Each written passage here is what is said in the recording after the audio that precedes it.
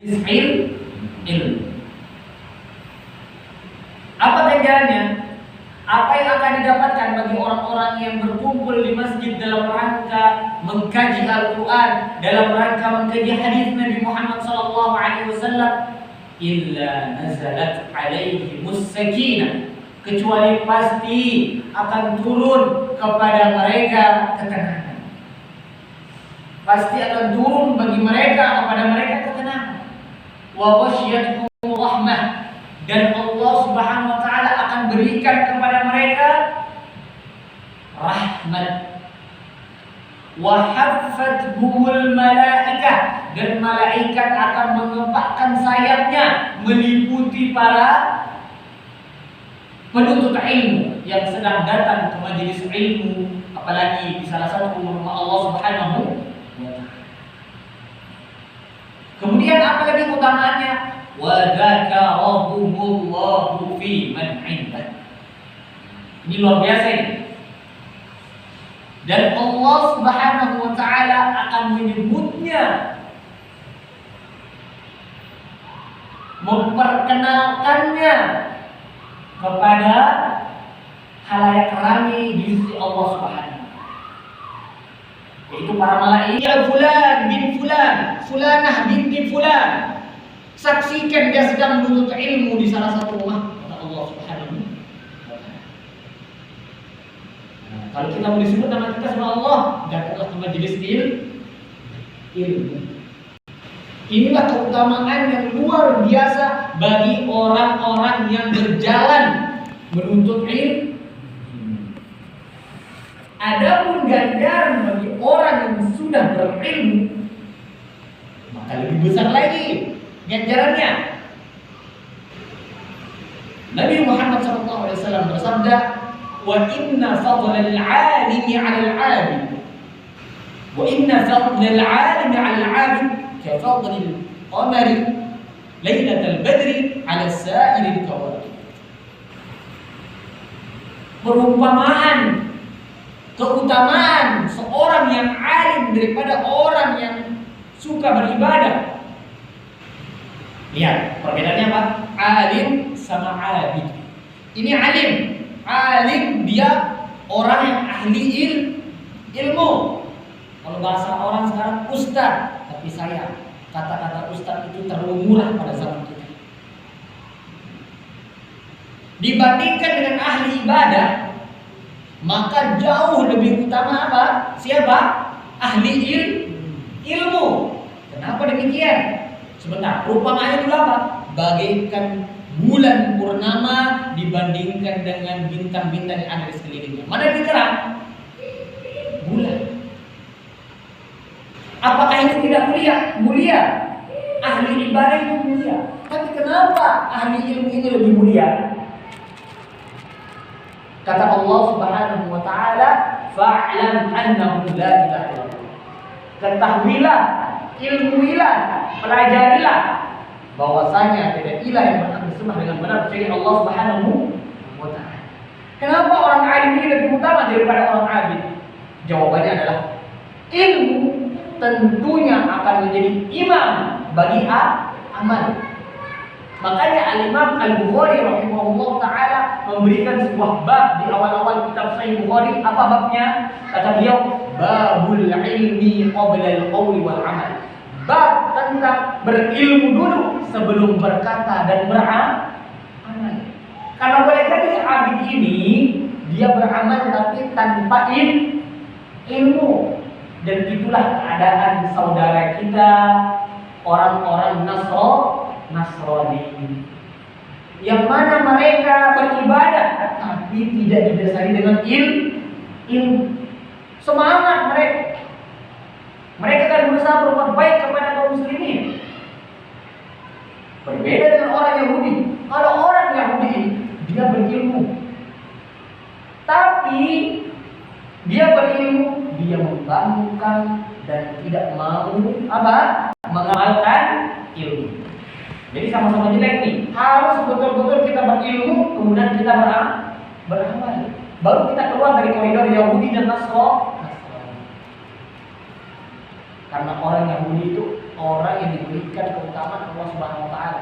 Antum bayangin, satu-satunya umat yang diberikan makanan dari surga, manna wassalwa siapa? Orang Yahudi. Nggak heran kita, mereka pintar-pintar. Karena memang mereka keturunannya atau nenek moyangnya makan buah dari surga. Tapi apakah itu menjadi fadilah, menjadi keutamaan? Tidak.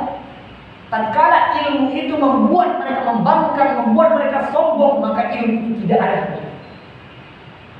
Karena itu, tatkala kita berilmu, maka mari kita amalkan. Maka inilah sirru, inilah rahasia firman Allah Subhanahu wa taala di dalam surat Al-Fatihah yang kita baca 17 kali. Apa itu? Siratal ladzina an'amta 'alaihim. Yaitu jalan yang Engkau berikan nikmat wahai Allah.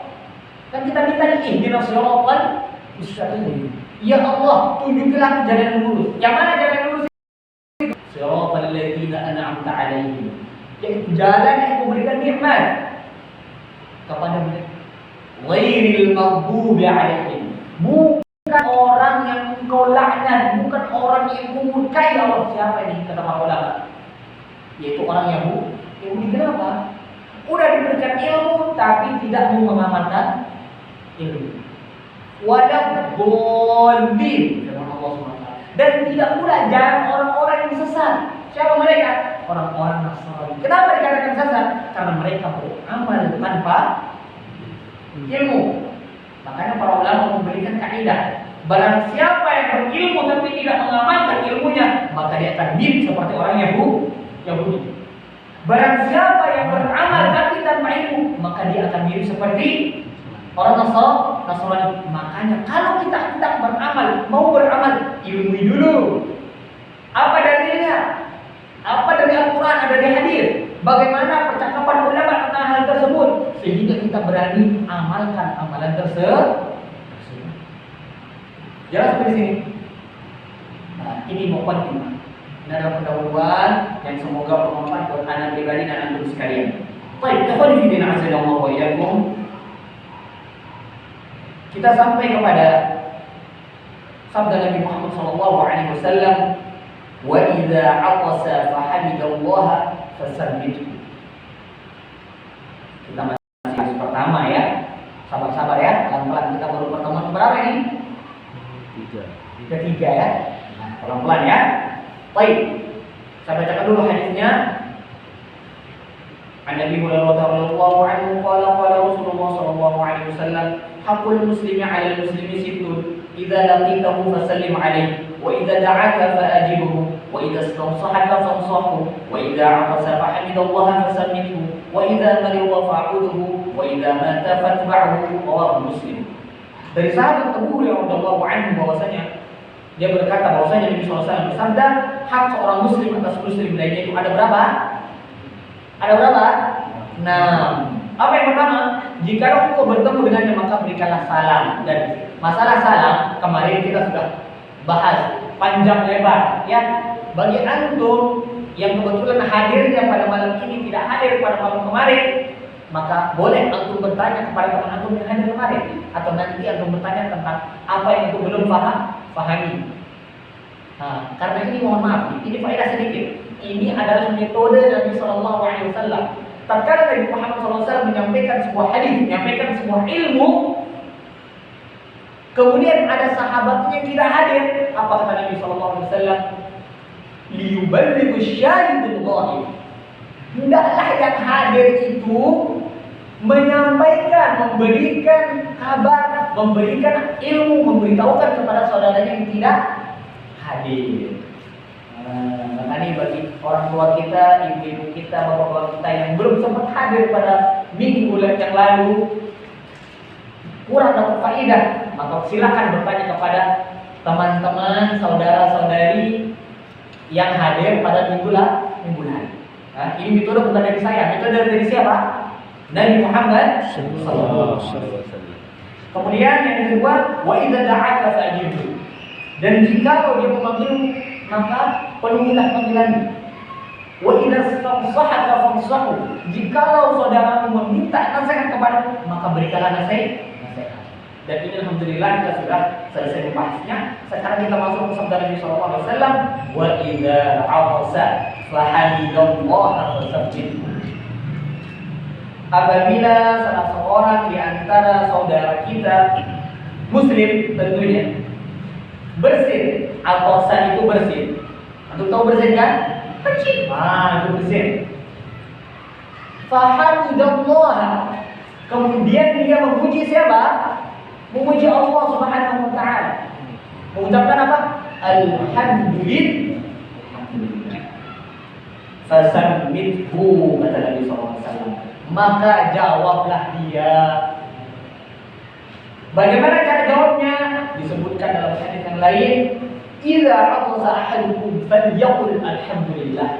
Jikalau salah seorang di antara kalian bersin, maka hendaklah mengucapkan alhamdulillah. Wal yaqul lahu akhahu aw sahibahu yarhamukallah. Dan hendaklah saudaranya yang mendengarkannya mengatakan yarhamukallah. Wal yaqulu huwa, dan hendak dia kembali mengucapkan yahdikumullah wa yuslihu balakum. Jelas sampai di sini? Biar jelas perlu diperhatikan. Si fulan bersin. Kemudian dia mengucapkan alhamdulillah. Nah, si fulan ada di sampingnya, karena mendengarkan dia mengucapkan alhamdulillah, maka dia ucapkan apa? Yarhamukallah. Kalau laki-laki, kalau perempuan yarhamukillah. Yarhamukillah. Nah, ini kita harus belajar bahasa Arab nih biar bisa bedakan. Ya, sedikit kita belajar bahasa Arab. Kalau laki-laki yarhamukallah. Kalau perempuan yarhamukillah. Alhamdulillahnya ada perubahan tidak? Tidak ada, karena segala puji hanya milik Allah. Kemudian orang yang tadi bersin itu tatkala mendengar saudara yang menjawab dalam arti kata mendoakan, semoga Allah merahmatinya. Kemudian si fulan ini mendengar bahwasanya ada teman yang mendoakan, maka dia katakan apa?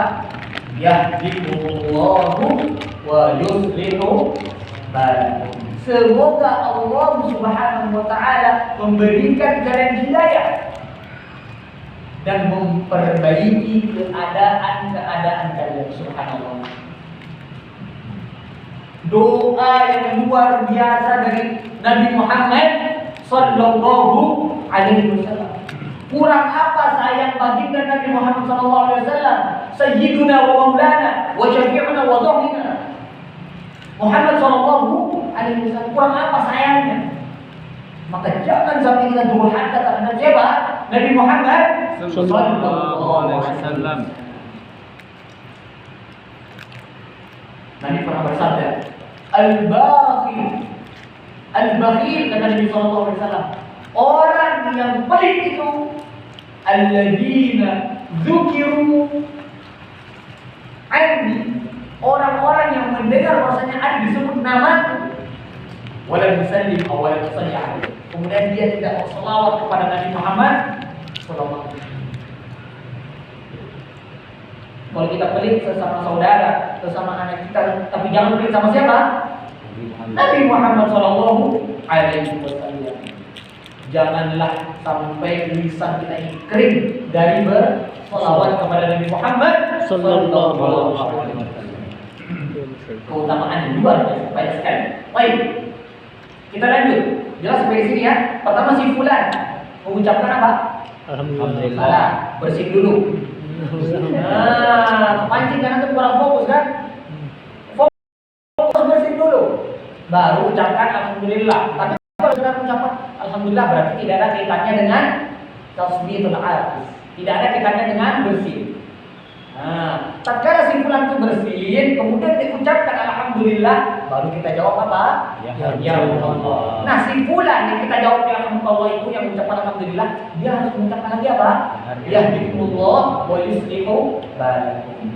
Ada yang boleh dirubah di yahdikumullah? Tidak ada, karena dia umum untuk semua. Tapi kalau mau dirubah boleh, tapi lebih bagusnya jangan dirubah biar tidak pusing-pusing, karena belum belajar bahasa Arab, karena tidak terlalu berpengaruh. Tapi kalau yang tadi yarhamukallah, yarhamukillah itu berpengaruh. Jangan pula nanti ada istri kita bersin, haji. Dia bilang apa? Alhamdulillah. Apa kita bilang? Alhamdulillah. Yarhamukillah. Suaminya bersin, gara-gara udah biasa sama temannya perempuan, ibu-ibu. Suaminya bersin, alhamdulillah. Yarhamukillah. Jangan berubah dengan nanti suaminya jadi perempuan. Jelas sampai di sini? Baik. Ada beberapa permasalahan di masalah tasmiyatul hadis. Yang pertama, bagaimana hukum mengucapkan alhamdulillah, menjawab dengan yarhamukallah, kembali mengucapkan yahdikumullah muslimah. Apakah wajib atau sunnah? Jawabannya adalah kata ulama, ini adalah sunnah. Apa pengertian sunnah para jamaah? Ayo. Dikerjakan jika dilakukan pahala. Dapat pahala. Jika tidak dilakukan Tidak apa-apa. Apa? Itu yang benar. Apa om? Rugi. Ini kaidah yang benar. Berbeda kalau kita ngomong kaidah fikih. Kalau kita ngomong kaidah fikih, ya. Kalau dilakukan apa? Dapat pahala. Tidak dilakukan tidak apa-apa. Tidak dapat dosa, tidak dapat pahala. Logiknya, kalau kita diberikan sesuatu kesempatan oleh Allah Subhanahu wa taala, apakah kita rela meninggalkan kesempatan tersebut? Mungkin menurut orang sekarang itu kan sunnah. Saya pribadi tempat saya heran dengan orang zaman sekarang. Giliran sunnah kan sunnah. Giliran makruh, oh semangat. Makanya betul kata Nabi Muhammad SAW.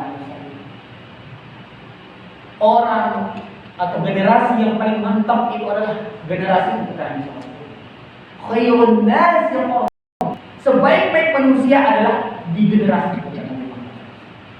Tsummal ladzina yalunahum, tsummal ladzina yalunahum. Kemudian yang setelahnya dan kemudian yang setelahnya. Lihat, cuma 3. Pertama, zaman Nabi. Yang kedua, sahabat. Yang ketiga, zaman tabi'in. Ada ulama yang mengatakan zaman sahabat jelas bersama siapa? Nabi SAW. Baru setelahnya zaman tabi'in, setelah zaman tabi'in. Setelah itu semakin banyak fitnah, semakin banyak pendapat, semakin pusing kita. Kenapa? Banyak orang yang berpendapat. Sehingga dia bilang, ini mazhab ini bilang gitu, mazhab itu bilang gitu. Mumpung karena di sini kita mazhabnya Syafi'iyah, maka apa yang dikatakan oleh Al-Imam Syafi'i yang sesuai dengan Al-Quran dan Sunnah, maka kita ambil. Tapi kalau tidak sesuai dengan hadis Nabi SAW, tidak sesuai dengan Al-Quran, boleh kita ambil. Tak boleh. Karena siapa yang melarang? Imam Syafi'i sendiri. Apa kata beliau? Fa'in ra'aitum min ra'yi ma tadum sunnah fadribuhu darbal hakim. Kalau engkau menemukan pendapatku, kata Imam Syafi'i, yang menentang sunnah Nabi SAW, maka buang pendapatku ke tembok. Maksudnya apa? Kita tidak gunakan pendapat beliau. Karena beliau sadar bahwasanya beliau adalah manusia yang tidak maksum. Hati-hati, jangan sampai kita mengira kita merendahkan Imam Syafi'i. Tidak boleh. Kita tidak merendahkan Imam Syafi'i, tapi kita menempatkan beliau sesuai dengan posisi. Jangankan Imam Syafi'i, Nabi Muhammad SAW, jika kita tempatkan bukan pada tempatnya, marah Nabi. Pernah terjadi? Pernah. Nabi SAW baru pulang dari perang. Ada sahabat yang sujud, ada sahabat yang ruku menunduk kepada Nabi SAW. Marah Nabi. Apa kata Nabi SAW? La taqruni, jangan kalian berlebih-lebihan. Kama aqrati Nasara Isa bin Maryam, sebagaimana orang-orang Nasrani itu berlebihan kepada Isa ibnu Maryam. Inna ana basyarun, aku manusia seperti kalian. Itu sabda Nabi. Sabda Nabi. Maka di ikhwan fillah azza wa jalla, hati-hati tatkala kita meyakini Nabi itu bisa melakukan sesuatu yang lebih dari kebiasaan manusia, yang tidak ada hadisnya dari Nabi SAW sendiri atau tidak ada dari Al-Qurannya. Jangan sampai kita menempatkan posisi yang bukan barangnya. Marah Nabi, bukan ustaz yang marah, bukan Nabi SAW. Kenapa? Karena khawatir umatnya ini nanti mereka banyak yang Islam, tapi banyak pula yang berbuat syirik, banyak pula yang berbuat kufur, banyak pula yang berbuat tidak baik. Ini bukan saya loh. Allah Subhanahu wa taala berfirman, "Wa ma yu'minu aktsaruhum billahi illa wa hum musyrikun." Tidaklah kebanyakan di dalam mereka itu mereka Islam, mereka beriman, tapi apa? Ada dari antara mereka yang berbuat syirik. Kenapa? Pertama, faktor tidak tahu. Faktor tidak tahu ini boleh dimaafkan oleh Allah Subhanahu wa taala, boleh juga diadab oleh Allah Subhanahu wa taala. Kapan dimaafkan? Tatkala dia sudah berusaha belajar, tapi dia belum sampai ilmu. Kapan dia diadab? Tatkala dia berpaling dari majelis ilmu, tak mau belajar. Itulah yang Allah Subhanahu wa taala firmankan dalam Al-Qur'an, "Wa man a'rada 'an dzikri fa inna lahu ma'isyatan dhanka wa nahsyuruhu yawmal qiyamati a'ma." Qala rabbi ma hashartani 'ala wa qad kuntu basira. Qala kadzalika atatka ayatuna fanasitaha wa kadzalika al-yawma. Dan barang siapa yang berpaling dari mengingatku, apa kata para ulama? Berpaling di sini dari mengingat Allah Subhanahu wa taala, wabil khusus berpaling dari majelis ilmu. Bagaimana kita mengingat Allah Subhanahu wa taala kalau bukan di dalam majelis ilmu para jemaah? Wabil khusus di zaman hadza. Secara khusus di zaman kita ini, kalau sudah kita jangankan keluar dari masjid, lupa kita. Lupa. Jangankan kita, ada salah seorang sahabat sampai menangis datang kepada Nabi. Wahai Nabi, kalau aku datang kepadamu itu neraka sama surga itu nampak. Tapi kenapa ya? Aku tuh kalau sudah pulang ke rumah lupa semuanya dan tidak takut lagi. Apa kata Nabi SAW? Itulah hakikatnya seorang mukmin. Yang mana maksudnya? Mengadu kepada Nabi SAW, jujur, bukan sembunyi-sembunyi, jujur. Kenapa tidak takut?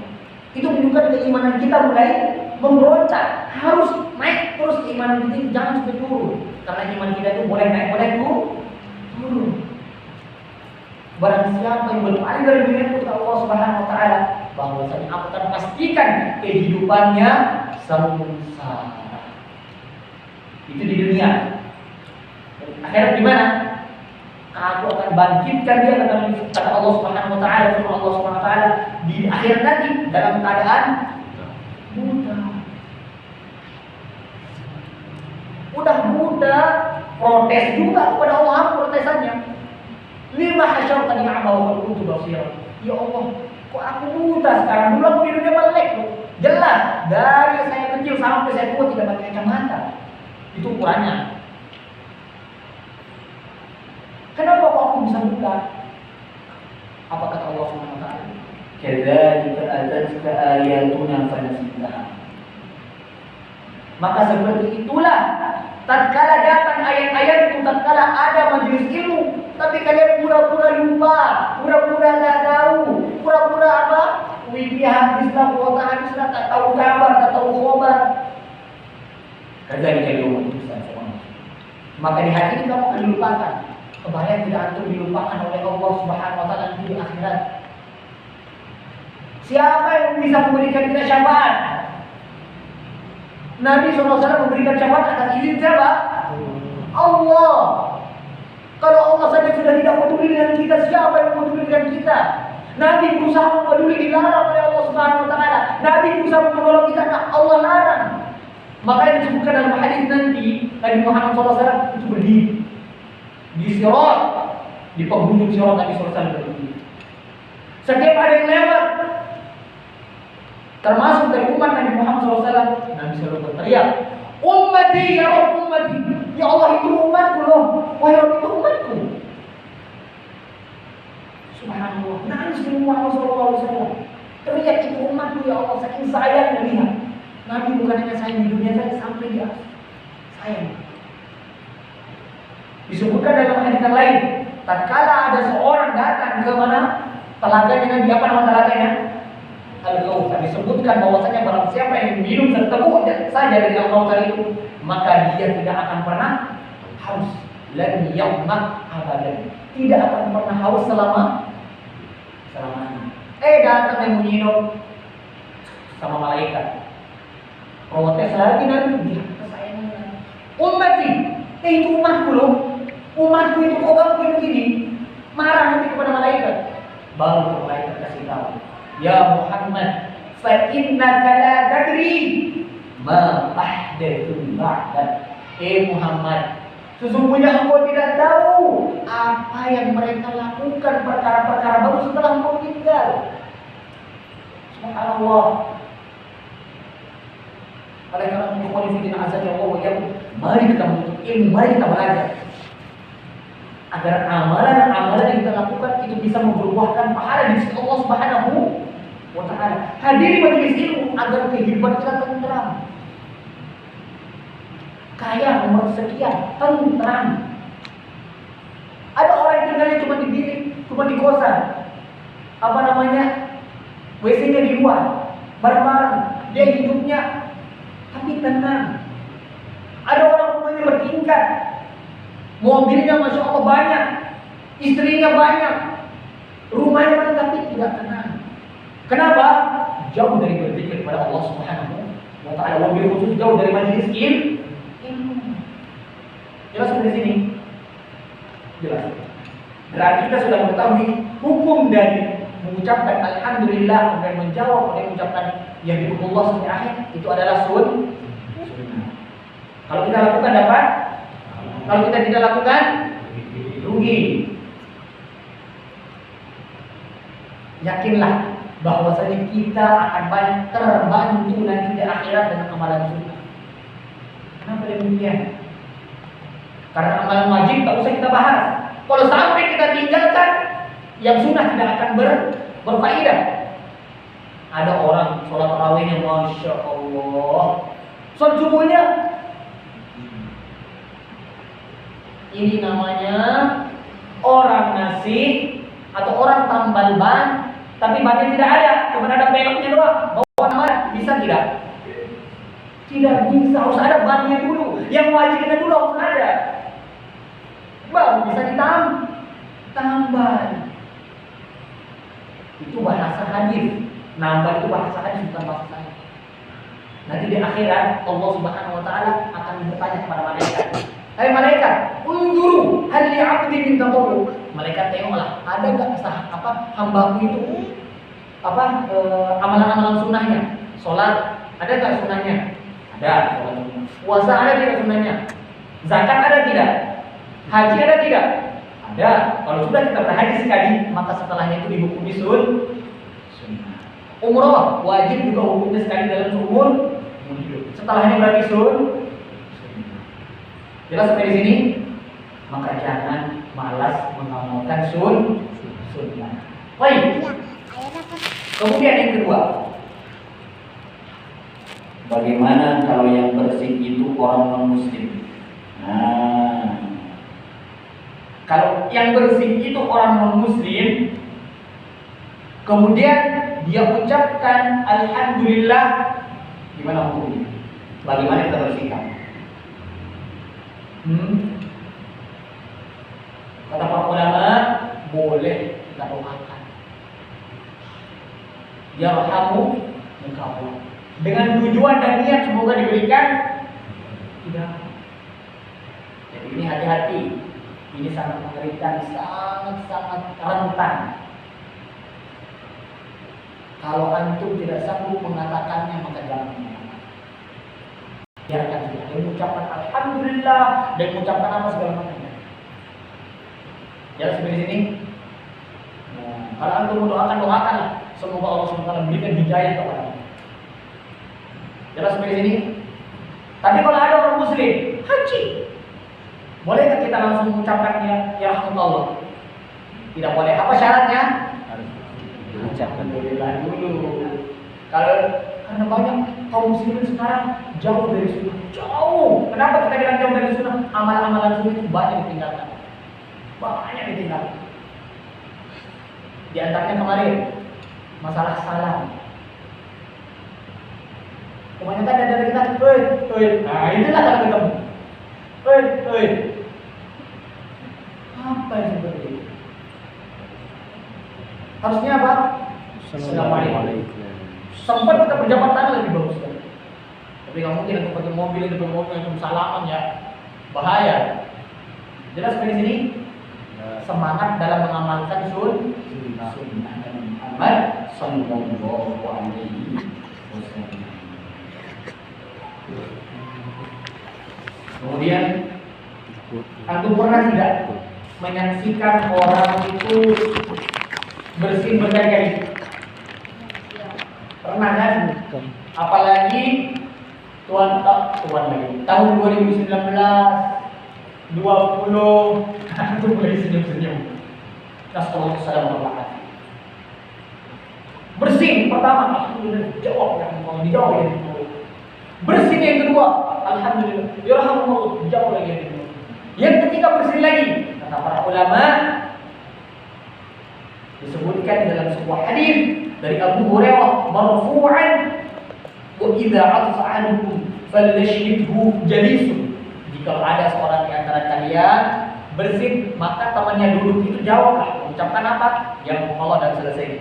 Fa in zada 'ala thalathin, kalau nambah lebih dari 3 kali, berarti batasnya berapa? Sampai 3 kali. Lebih dari 3, fa huwa mazmum, kata Nabi sallallahu alaihi wasallam. Berarti dia memang lagi pilek, bukan bersin.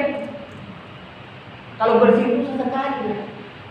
Kalau dia lagi pilek, itu bersinnya nggak nanggung-nanggung, kecil, sampai merah kadang hidung, ya kan? Wala yushammatu ba'da salat. Tidak ditasydid, tidak dijawab setelah 3 kali. Bahkan kata para ulama, boleh kita mengucapkan kepada dia syafakallah la ba'sa tahurun insyaallah.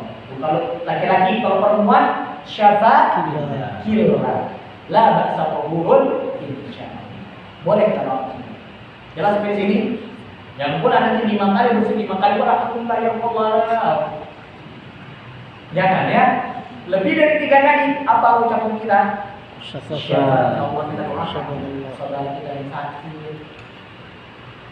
Dan ini faedah sedikit, jikalau ada kita mendengarkan musibah, apapun musibah itu, kalau kita dengar spontanitaslah, spontanlah kita ucapkan apa? Inna lillahi wa inna ilaihi raji'un. Kalau teman kita yang sakit, saudara kita yang syafakallah la ba'sa tahurun, spontan doa. Karena itu menunjukkan apa? Keikhlasan itu.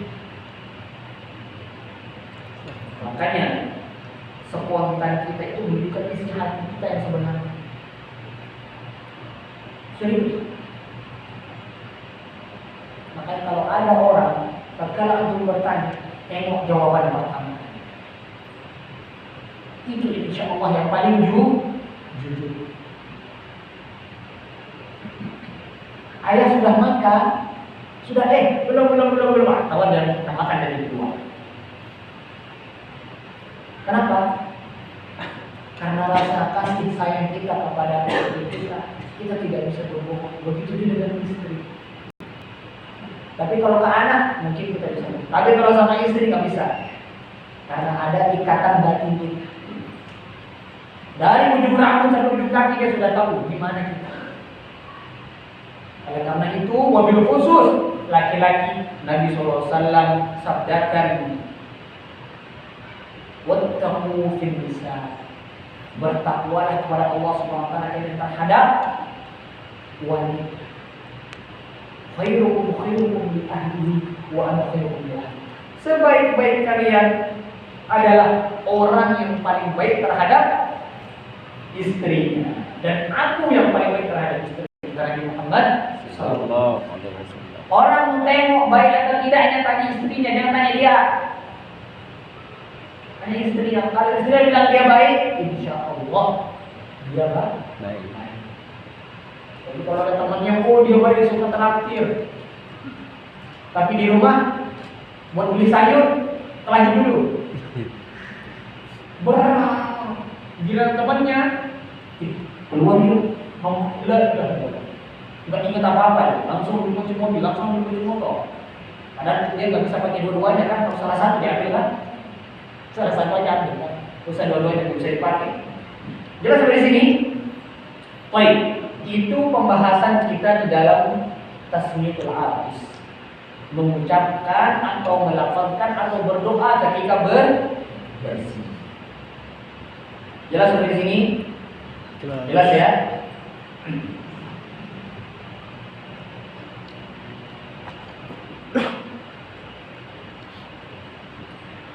Ada sebuah kejadian yang luar biasa berkaitan tentang masalah bersih ini.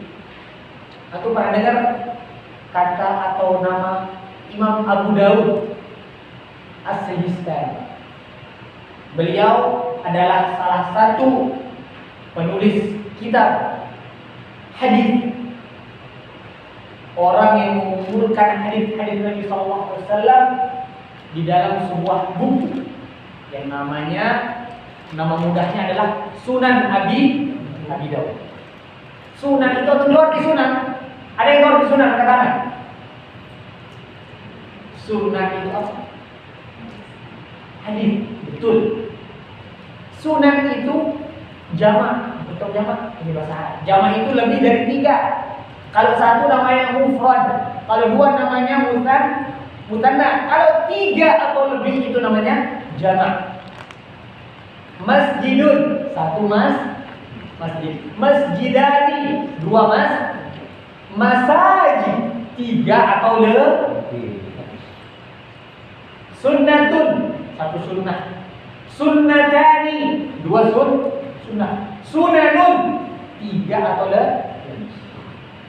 Sunan Abi Daud, kitab pengumpulan hadis, kitab pengumpulan sunnah yang dikumpulkan oleh siapa? Imam Abu Daud As-Sijistani.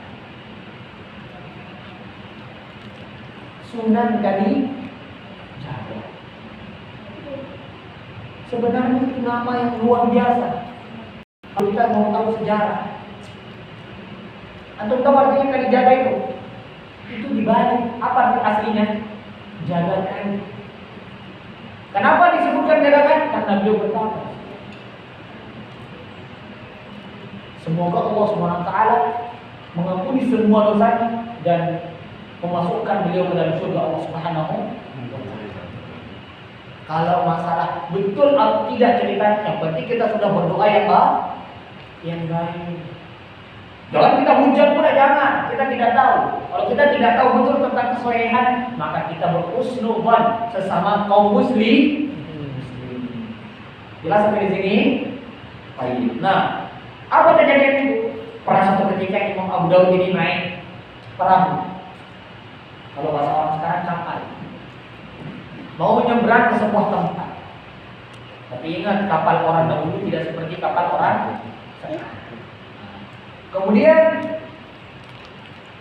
beliau tidak melewati lautan yang luas. Beliau baru masih di pinggiran laut saja. Beliau punya berang, tapi dia lautannya itu tidak begitu luas. Dalam arti kata bukan samudra yang bukan. Macam kita lah di sini contoh, kita punya pulau. Nah, mungkin tidak terlalu luas kan? Masih nampak lah. Oh, Batam masih nampak, sama pulau ini masih nampak. Nah, kejadiannya begini. Beliau ketika di atas perahu tersebut, di atas kapal tersebut, sedang menuju perjalanan ke sebuah tempat, beliau mendengarkan orang bersedih. Kecil. Dan dia ucapkan Alhamdulillah. Yang mengucapkan ini orang bukan di satu kapalnya, tapi di pantainya. Beda pantai sama laut kan? Pantai itu di pinggir. Nah, di pinggir. Di pantai itu ada orang mengatakan demikian. Apa kata Imam Abu Daud? Kepada siapa? Kalau orang sekarang tekong bahasanya ya. Kalau bahasa ininya nakoda ya. Nah, yang sopir itu yang mengendalikan kapal itu. Apa kata Imam Abu Daud? Mampir dulu lah saya mengucapkan ya Allah. Apa kata sopir tersebut? Nggak bisa lah mampir-mampir. Orang kejar target apa? Disuruh mengeluarkan hampir sekian dinar demi membayar kapal tersebut agar mampir kemana? Ke pantai itu sebentar untuk beliau mengucapkan ya Allah. 1 dinar saja luar biasa. Udah berapa gram emas? 1 gram sekarang berapa? Naik, bukan 900. Kalau tidak salah, hampir 1 juta ada. Antum mau nggak kira-kira? Kita nih, jujur saja, kita lagi naik kapal nih. Ada orang bilang alhamdulillah. Kita udah mau berangkat ini. Pak, mampir dulu saya mengucapkan kamu. Gak bisa kan? Saya bayar 2 juta. Saya yakin. Kemana antum? Jangankan cuma ke situ. Kemana kita lagi, Pak? Katanya saya kamu pasti. Iya kan? Lihat Imam Abu Dawud, beliau apa? Yakin dengan doa yang dari Nabi sallallahu alaihi wasallam. Yahdikumullah wa yuslih balakum. Itu doa yang mulia. Pertama, ucapan apa? Segala puji bagi Allah. Yang kedua, semoga Allah merahmat. Yang ketiga apa? Semoga Allah Subhanahu wa taala memberikan hidayah dan memperbaiki keadaan kalian. Boleh jadi Imam Abu Dawud tadinya itu dalam keadaan kurang, tapi demi mengejar doa tersebut beliau rela mengorbankan waktu harta. Kalau kita sekarang mikir-mikir, ya kan? Nah, semoga Allah Subhanahu wa taala memberikan kita hidayah. Amin Allahumma amin.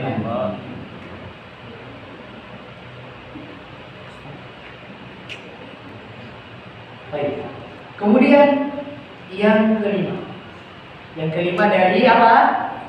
Hak-hak siapa? Muslim atas muslim lain. Wa idza marida fa'udhu. Jikalau dia sakit maka besuklah, jenguk. Ini hak seorang muslim bagi muslim yang lain. Ustaz, dia bukan keluarga saya, Ustaz. Teman aja bukan. Saingan di level, iya. Tapi dia masih saudara muslim, iya. Tetap dia punya hak bagi dia atas kita untuk menjenguknya.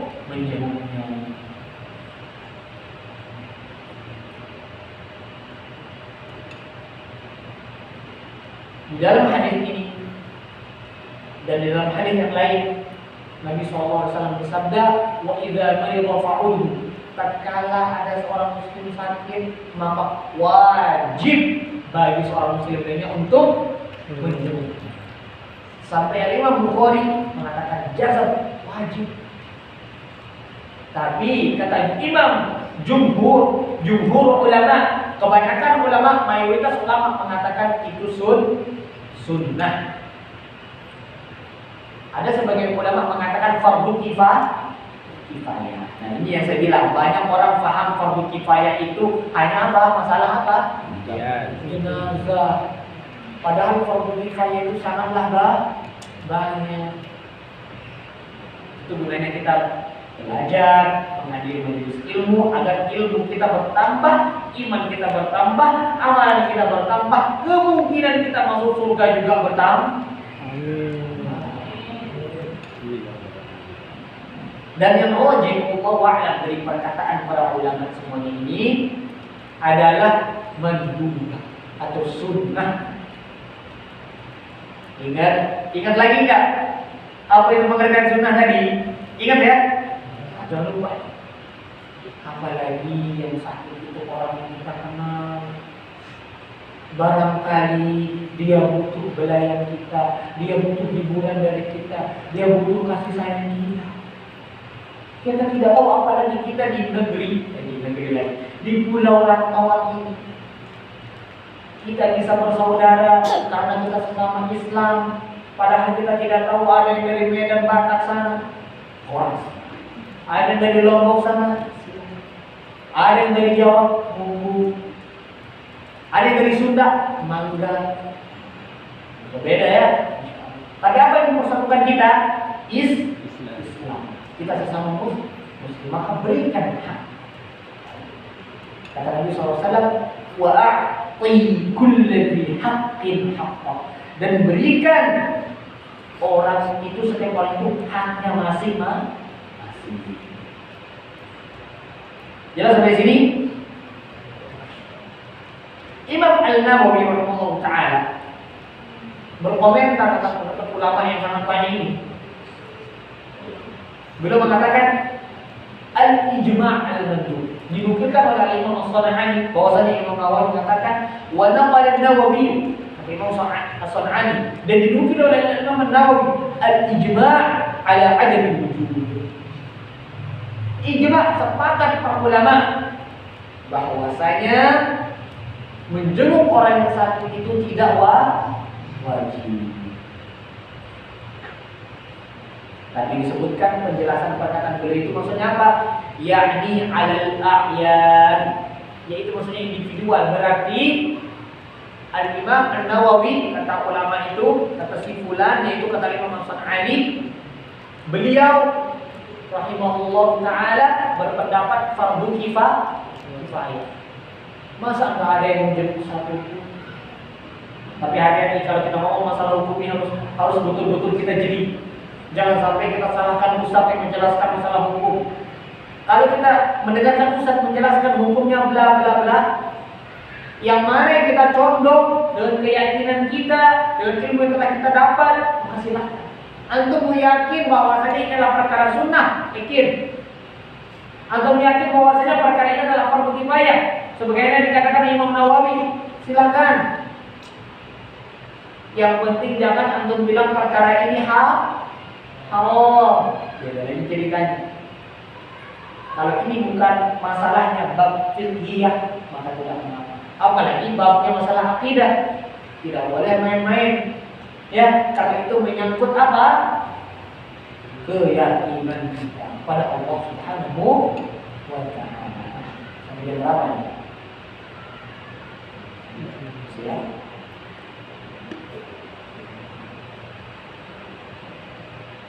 Baik. Yang keenam, kita lanjutkan sedikit lagi. Setelah ini baru kita lanjutkan. Yang keenam, wa idza mata fatba'hu. Jikalau ada saudara kita yang meninggal, maka hendaklah ikuti jenazahnya. Dari kapan kita ikuti? Dari semenjak dia meninggal. Kalau dia masih hidup, apa namanya? Kita jenguk. Jelas sampai sini? Jelas ya? Kalau ada saudara kita yang meninggal, maka hendaklah kita datang. Hendaklah kita doakan. Hendaklah kita berikan makan kepada keluarganya. Jangan sampai yang keluarga itu keluarga makanan kepada kita, dia udah susah, lagi kita susahkan lagi. Allahul musta'an. Idza mata fatba'hu. Jikalau saudara kita meninggal, maka silahkan antar jenazah. Pembahasan yang pertama, bagaimana hukum mengantar jenazah. Baru hukumnya apa? Fardu kifayah. Walaupun di sini dengan sirah amr wajib, tapi hukumnya adalah fardu kifayah. Apa artinya fardu kifayah? Idza qama al-ba'du saqata al-wujub 'anil baqi. Jikalau ada sebagian sudah melaksanakannya, maka gugur kewajiban. Bukan gugur bolehnya, tapi gugur kewajiban. Berarti masih boleh. Bahkan barang siapa memandikan jenazah, mengantarkan jenazah, maka dia akan dapat berapa? 2 kilo. Memandikan dapat 1 kilo, mengamalkan 1 kilo. Kalau dia mengantarkan dapat 3 kilo. Para sahabat nanya, wahai Nabi, bagaimana ukuran kilo itu? 2 kilo itu seperti apa? Apa kata Nabi? Mithlul jabalaini al-'azim. Seperti 2 gunung yang besar. Kebayang tidak anda punya pahala seperti gunung? Tidak kebayang. Kalau dosa, kita tahu dulu. Semoga Allah SWT mengampuni dosa-dosa kita, menerima semua amal ibadah kita, mempermudah segala urusan kita. kita, menjadikan kita hamba-hamba yang bertakwa, istiqomah di jalan sunnah Nabi Muhammad SAW, istiqomah di atas sunnah Nabi Muhammad SAW, istiqomah meluk agama Islam sampai ajal menjemput. Amin Allahumma amin. Itulah yang dinamakan husnul khotimah. Akhir yang baik. Kemudian udah tahu hukumnya berarti ya, apa fardu. Kemudian yang kedua, bagaimana lagi-lagi kalau yang meninggal itu non muslim, boleh nggak kita ikuti jenazahnya? Ayo, mana hukumnya? Boleh. Boleh. Kok bisa bilang boleh? Kenapa nggak tidak mau? Harus ada alasannya. Sudah pernah dengar hadis.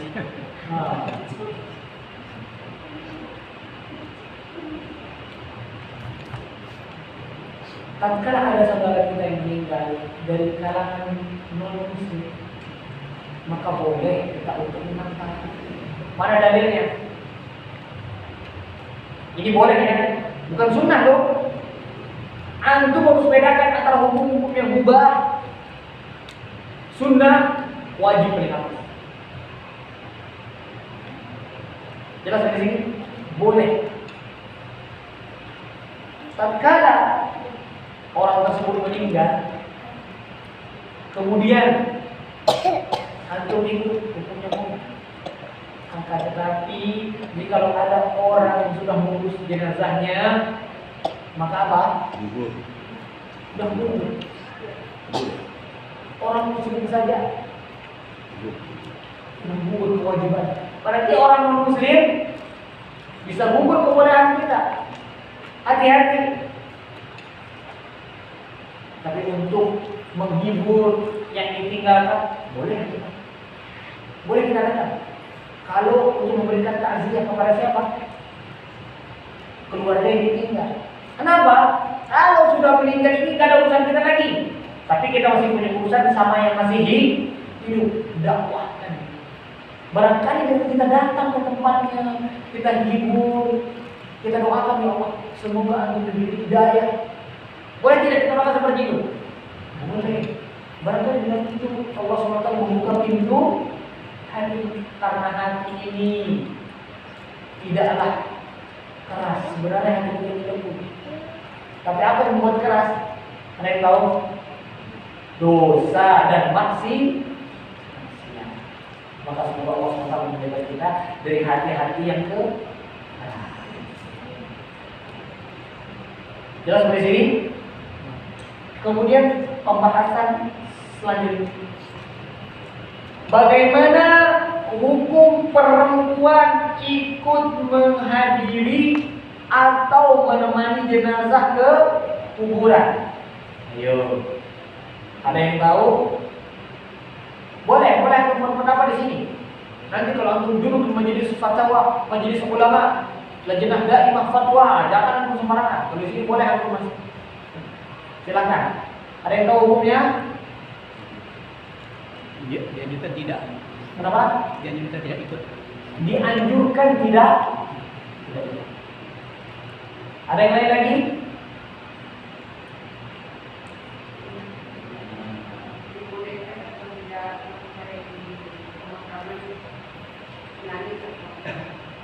Dibolehkan asal jangan sampai pemakaman atau pas di jalan itu menangis.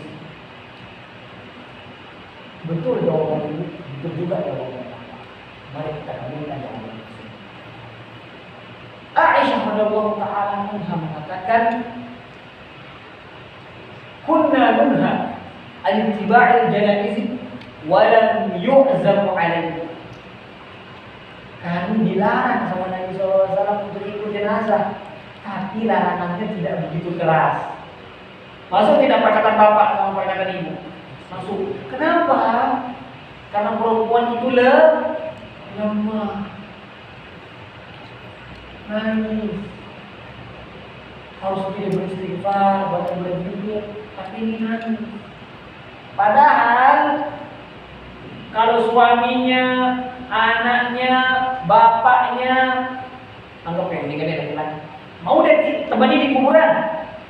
Mau. Gak ada. Naluri fitrah kita sebagai apa? Insan tidak mau. Bagaimanapun kita ini.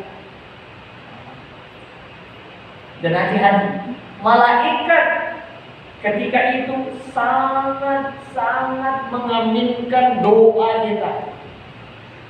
Hati-hati. Makanya berdoa jangan yang jelek-jelek, berdoa yang bagus-bagus.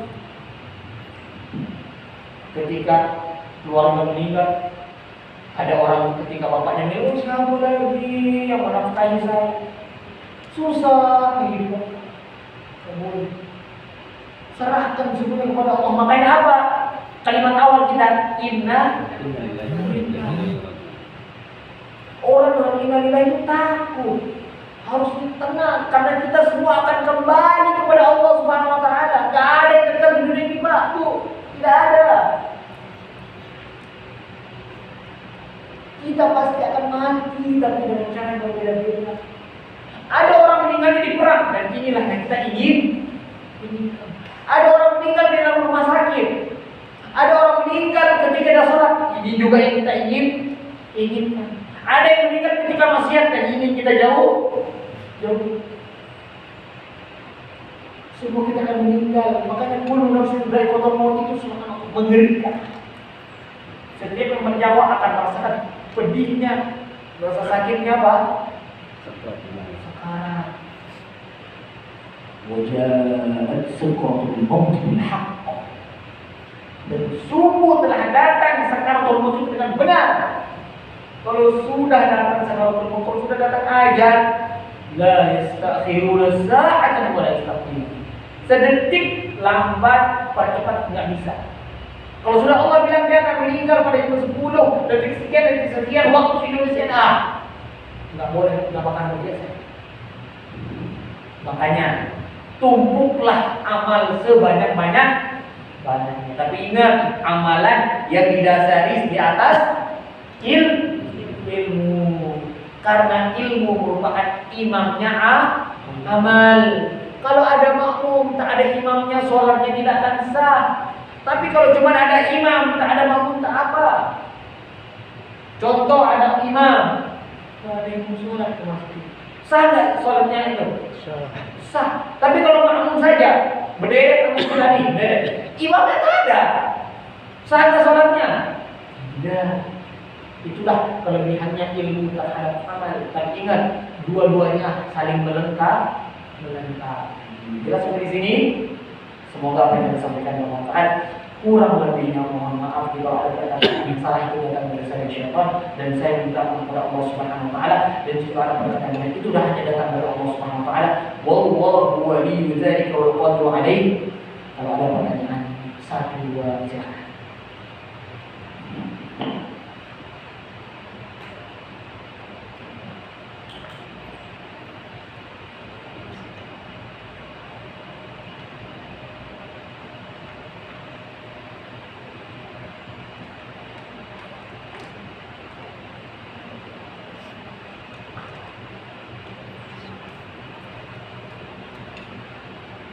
Di dalam pembahasan boleh, di luar pembahasan boleh. Kalau dalam pembahasan sangat dianjurkan. Kalau di luar, bagaimana jika yang bersih anak-anak yang tidak mengucapkan alhamdulillah? Bagaimana yang bersin anak-anak tapi dia tidak mengucapkan alhamdulillah? Berarti kalau sudah dia tidak mengucapkan alhamdulillah, gugur kewajiban kita atau gugur sunnahnya kita mengucapkan ya alhamdulillah. Bagaimana kalau dia anak-anak kemudian dia mengucapkan alhamdulillah? Maka selayaknya bagi kita untuk mengucapkan yang